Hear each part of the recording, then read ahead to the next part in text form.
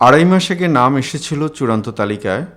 মা ভেবেছিলেন ছেলের বেকারত্ব ঘুচেছে, বাবা খুশিতে পাড়ামাত করেছিলেন, কিন্তু সেই আনন্দ আজ শাহবাগের তপ্ত রাস্তায় চোখের জল হয়ে ঝরছে।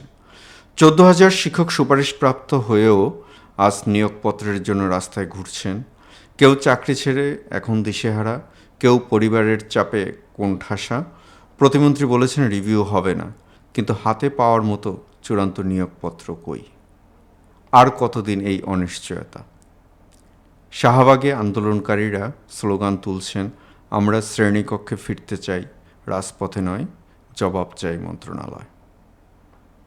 খুব দুঃখজনক, চূড়ান্তভাবে নিয়োগপ্রাপ্ত হয়েও চূড়ান্ত নিয়োগপত্রের জন্য রাস্তায় নামতে হচ্ছে। তবে আশার কথা, মাননীয় প্রাথমিক এবং গণশিক্ষা প্রতিমন্ত্রী মহোদয় তিনি বলেছেন রিভিউ হবে না। প্রাইমারি 2025-এর চূড়ান্তভাবে সুপারিশপ্রাপ্ত শিক্ষকদের নিয়োগের আপডেট নিয়ে আজকের এই ভিডিও। আসসালামু আলাইকুম, যে যেখান থেকে আমাদের এই ভিডিও দেখছেন, আমার পাঠঘরে আপনাদেরকে আরও একবার স্বাগতম।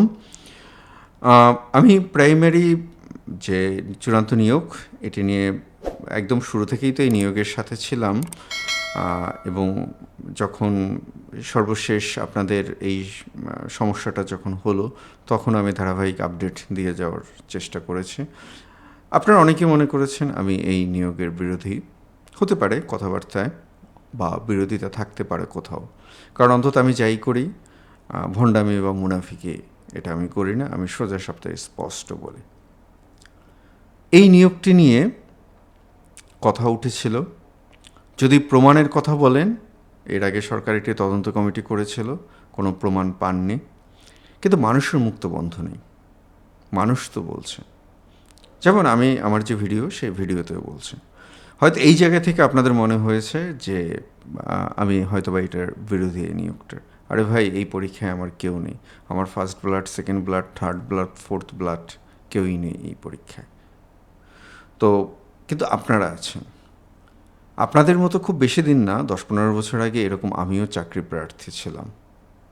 আমার এখনও মনে আছে, রূপালী ব্যাংকের যে চাকরিটিতে আমি জয়েন করিনি, প্রায় 7 মাস অফিসার এবং সিনিয়র অফিসারের নিয়োগ পরীক্ষা একই দিনে, মানে কাছাকাছি দিনে হয়েছিল। যেখানে অফিসারের নিয়োগ হয় 2 মাসের মধ্যে, সেইখানে সিনিয়র অফিসারের নিয়োগটি 7 মাস ঘুরেছিল।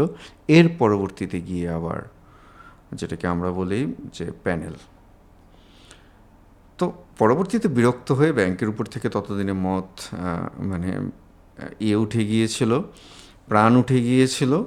এরপরে 36 BCSে যখন শিক্ষকতা পেশা যখন পাই, তখন অন্য কোনো কিছু চিন্তা না করে এখানেই চলে আসে। সেটা আপনারা অনেকেই জানেন, কৃষি ব্যাংক থেকে আমি চলে আসি। এখন বিষয়টা হচ্ছে যে এই যে ভুক্তভোগীরা, আমার প্রাণ এই ভুক্তভোগীদের সাথে গিয়ে মিলছে, আমি অনুভব করতে পারি তাদেরকে। তারা রাস্তায় নেমেছেন, এটা কেবলমাত্র একটি চাকরির জন্য নয়, একটি চাকরির নিয়োগপত্রের জন্য নয়, বরঞ্চ তার থেকে আরও বড় কিছুর জন্য। আমার কথা একটাই, যদি এইখানে কোনো ঘটনা ঘটে থাকে, সেটার জন্য 14,000-এর সবাই কেন দায়ী হবে? আর যদি সেরকম কিছু যদি করতেই হয়, আজকে 2.5 মাস হয়ে গেল, কেন এখন এটা ঝুলন্ত অবস্থায় থাকবে? রাষ্ট্রের তো অনেক ক্ষমতা, রাষ্ট্রের তো অনেক পাওয়ার। তাহলে এই নিয়োগটা নিয়ে কেন 14,000 সবাই তো দোষী না? আমি আবার আপনাদেরকে স্মরণ করিয়ে দেওয়ার জন্য বলছি, আপনারা হয়তো অনেকেই কমেন্ট করবেন, এটা আপনারা করতে পারেন, আপনাদের স্বাধীনতা আছে, অবশ্যই গঠনমূলক সমালোচনা করবেন, কিন্তু আপনাদের কোথায় একটি মিসকনসেপশন আছে, আপনারা আমার বার্তাটাকে বুঝতে পারছেন না, আমি কি বলতে চাচ্ছি সেটা আপনারা বুঝতে পারছেন না। আমি আরেকটুকু পরিষ্কার করে দেই, আমি যেটা বলতে চেয়েছি সেটা হলো, যাই কিছু ঘটুক না কেন, 14,000-এর সবাই এটার জন্য দায়ী না। তাহলে 14,000 কেন ঝুলে থাকবে? অনেকেরই অনেক স্বপ্ন এই চাকরিটা নিয়ে। কেউ সামনের কোরবানির ঈদে স্বপ্ন, রোজার ঈদের স্বপ্ন ছিল মা বাবাকে নতুন কিছু দেবেন, হয়তো বোনের বিয়ে ঠিক হয়ে আছে, অথবা কোনো বোনের, মানে যারা চাকরির সুপারিশপ্রাপ্ত হয়েছেন তাদের বিয়ে, সেটাও আটকে আছে। কারণ আমরা সমাজে আমরা যত ভালো কথাই বলি না কেন, দিন শেষে আমাদের পরিচয় একটাই, আমরা আমাদের ডেজিগনেশন কি, দ্যাট মিন্স আমরা কোন চাকরি করি এবং মাসে কত টাকা বেতন পাই। সততার কোনো মূল্য নেই, মনুষ্যত্বের কোনো মূল্য নেই, ন্যায় নীতির কোনো মূল্য এই সমাজ কখনোই দেয়নি। ওই জায়গা থেকে ছোটো ভাই স্বপ্ন দেখেছিল যে বড় ভাই যদি এবার চাকরি পায় সে হয়তো বা ইউনিভার্সিটিতে পড়তে পারবে, কারণ মাস শেষে তার যে 3-4 হাজার টাকা দরকার সেটা বড় ভাই দিতে পারবে। বাবা স্বপ্ন দেখেছিল যে একটু ঔষধটা এবার মনে হয় সে খেতে পারবে। আমি সেই স্বপ্নগুলোর কথা বলছি, আমি সেই ভাঙা মনগুলোর কথা বলছি। হলফ করে এইখানে কেউই বলতে পারবে না দুর্নীতি হয় না, কিন্তু আবার এটাও ঠিক 14,000-এর সবাই দুর্নীতিবাজ না, এর মধ্যে অনেকেই আছেন। আমি আশা করছি যে সামনের বিসিএসে হয়ে যাবে। তো আমি ওই মেসেজটাই আপনাদেরকে দিতে চেয়েছি যে আসলে এখানে বিরোধিতা করার জন্য বিরোধিতা না। আমি আবারও বলি, এইখানে কেউই না। আমার কথা একটাই, যে অপরের শাস্তি কেন আরেকজন ভোগ, মানে অপরের অপকর্মের শাস্তি কেন আরেকজন ভোগ করবে। যদিও মাননীয় শিক্ষামন্ত্রী মহোদয় এবং মাননীয় শিক্ষা প্রতিমন্ত্রী মহোদয় আজকে স্পষ্ট করে বলেছেন, মাননীয় শিক্ষামন্ত্রী মহোদয় যে রিভিউ হবে না, তাহলে এতদিন কেন এটা ঝুললো? একটা মানে কি অদ্ভুত একটা দেশ, কি আশ্চর্য একটা দেশ। মানে আমার নিজের অভিজ্ঞতা আছে যে মন্ত্রণালয়, সচিবালয়ে পাশাপাশি বা একই ফ্লোরে এক টেবিল থেকে আরেক টেবিলে ফাইল যায় না, পুশ করতে হয়, স্পিড দিতে হয়। স্পিডের পেছনে কি থাকে সেটা আমি আর বললাম না। তো যাই হোক, ভুল বোঝাবুঝি থাকুক বা বিরোধিতার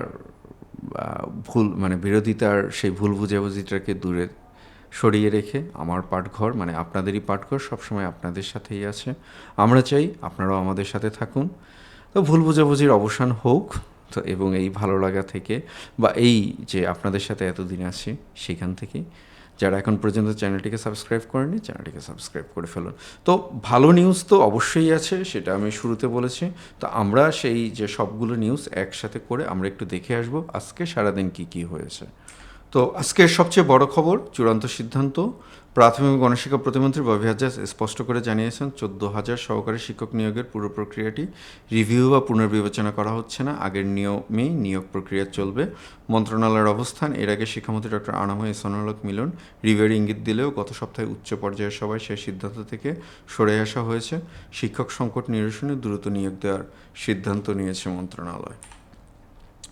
শাহবাগে চাকরি প্রত্যাশীদের আন্দোলনের কারণ, গত 8 ফেব্রুয়ারি চূড়ান্ত ফলাফল প্রকাশের 2.5 মাস পেরিয়ে গেলেও প্রার্থীরা এখনও নিয়োগপত্র বা পদায়ন পাননি। নিয়োগ ঝুলে থাকায় অনেকে আর্থিক ও মানসিক অনিশ্চয়তায় ভুগছেন।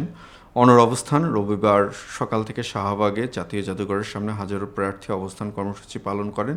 তাদের দাবি, নিয়োগ এবং পদায়নের প্রজ্ঞাপন না দেওয়া পর্যন্ত তারা ঘরে ফিরবেন না। মুখোমুখি পুলিশ হবু শিক্ষকরা। আন্দোলনকারীরা রাস্তায় নামতে চাইলে পুলিশ বাধা দেয়, ফলে শাহবাগে উত্তপ্ত পরিস্থিতির সৃষ্টি হয়। মন্ত্রণালয়ের আশ্বাস ও আহ্বান, সাক্ষাৎ এবং আশ্বাস। আন্দোলনকারীদের 7 সদস্যের একটি প্রতিনিধি দল প্রতিমন্ত্রীর সাথে সচিবালয়ে সাক্ষাৎ করেন। প্রতিমন্ত্রী তাদের আশ্বস্ত করেন যে নিয়োগ প্রক্রিয়া স্বাভাবিক গতিতেই চলছে এবং প্রতিটি ধাপ যথাযথভাবে সম্পন্ন করা হচ্ছে। আন্দোলন স্থগিতের অনুরোধ, প্রতিমন্ত্রী ববি হাজ্জাজ জনদুর্ভোগ সৃষ্টি না করে আন্দোলনকারীদেরকে ঘরে ফিরে যাওয়ার আহ্বান জানান। তবে আন্দোলনকারীরা শুধু আশ্বাসে সন্তুষ্ট নন, তারা দ্রুত বাস্তবায়নের প্রজ্ঞাপন চান। নিয়োগ সংক্রান্ত গুরুত্বপূর্ণ তথ্য এবং পরিসংখ্যান, এটা আপনারা জানেন, এটা নিয়ে আমি আর ভিডিওটি বড় করতে চাচ্ছি না। গত 1 মাসের মধ্যে স্বাস্থ্য পরীক্ষা সহ সকল মূল সনদপত্র যাচাইয়ের কাজ শেষ হয়েছে। অনিয়ম এবং জালিয়াতির অভিযোগ, নিয়োগ পরীক্ষা ঘিরে কিছু মহলে জালিয়াতি এবং অনিয়মের অভিযোগ উঠেছিল। একটি পক্ষ পরীক্ষা বাতিলের দাবি জানিয়ে অধিদপ্তর ঘেরাও করেছিল। তবে মন্ত্রণালয় এবং অধিদপ্তরের দাবি পরীক্ষা সুষ্ঠু হয়েছে এবং যারা জালিয়াতির চেষ্টা করেছে তারা ধরা পড়েছে। পরবর্তী ঘোষণা, আন্দোলনকারীরা ঘোষণা দিয়েছেন যে রবিবারের মধ্যে নিয়োগ এবং পদায়নের বিষয়ে স্পষ্ট প্রজ্ঞাপন জারি না হলে সোমবার 27 এপ্রিল সকাল থেকে তারা ফের শাহবাগে কঠোর অবস্থান এবং কর্মসূচি পালন করবেন। এক কথায়, সরকার নিয়োগ প্রক্রিয়া বহাল রেখে দ্রুত সম্পন্ন করতে চায়, কিন্তু প্রার্থীরা দৃশ্যমান কোনো প্রজ্ঞাপন না পাওয়া পর্যন্ত আন্দোলন চালিয়ে যাওয়ার সিদ্ধান্তে অটল। আমি আমাদের একটা বাস্তব অভিজ্ঞতার কথা বলি। ছাত্রসমাজ বিসিএসে আমরা যারা সরকারি হাই স্কুলে যারা নিয়োগ পেয়েছিলাম, আমাদের সাথে অন্যান্য যারা নন ক্যাডারে নিয়োগ পেয়েছিলেন, বিশেষ করে সমাজসেবা অধিদপ্তর, তারপর সঞ্চয় অধিদপ্তর, এই সমস্ত অধিদপ্তরগুলোতে নিয়োগগুলো 1 মাসে হয়ে গিয়েছিল। কিন্তু আমাদের নিয়োগ হতে প্রায় ৮ মাস বা ৯ মাসের মতো সময় লেগেছিল পুলিশ ভেরিফিকেশনের নামে, এবং দুঃখজনকভাবে পুলিশ ভেরিফিকেশন সম্পন্ন হওয়ার পরও প্রথম ধাপে অনেকেরই বেশ একটা বড় অংশের প্রজ্ঞাপন হয়নি। তাদের ভিতরে আমি ছিলাম।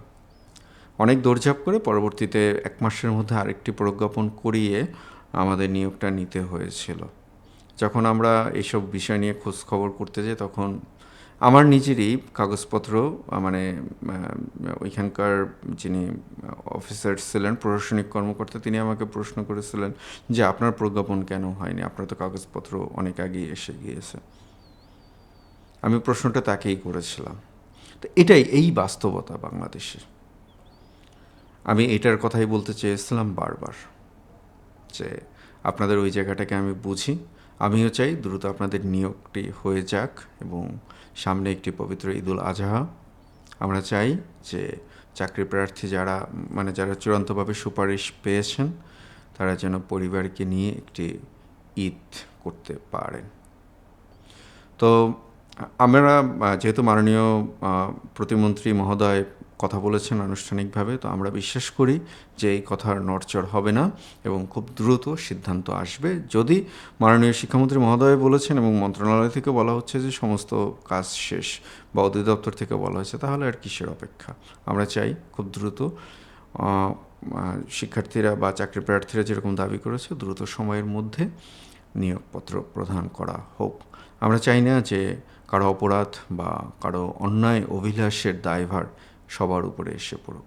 সবার জন্য শুভকামনা। ভালো থাকবেন। আমাদের চ্যানেলটিকে অবশ্যই সাবস্ক্রাইব করবেন। আবারও কথা হবে আপনাদের সাথে। আসসালামু আলাইকুম।